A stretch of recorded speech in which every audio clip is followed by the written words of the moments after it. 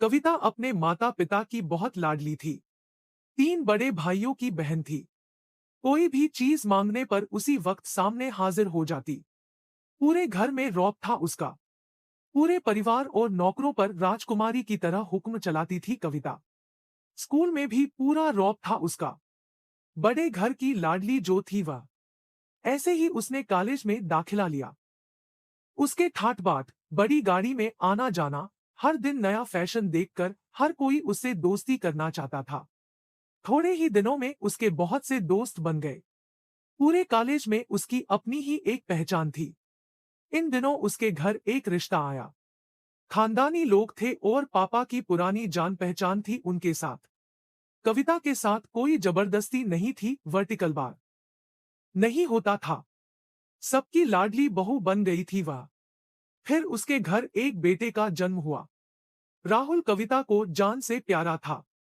पोता पाकर ससुराल वाले तो फूले नहीं समाते थे। कविता कभी कभी सोचती कि उसकी किस्मत कितनी अच्छी है।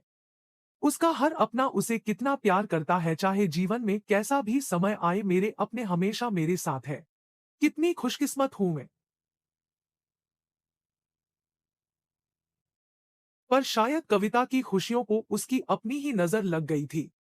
एक दिन वह मायके जाने की जिद कर बैठी। राज को बहुत काम था, लेकिन वह फिर भी उसे ले गया।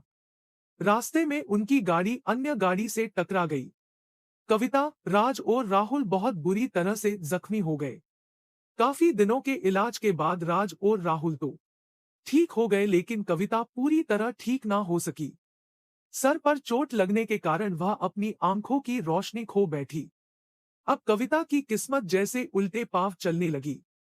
मायके वाले कुछ दिनों तक उसे मिलने आते रहे, फिर कभी कभार फोन ही करके पूछ लेते कि अब कैसी हो। धीरे धीरे ये सिलसिला भी कम हो गया।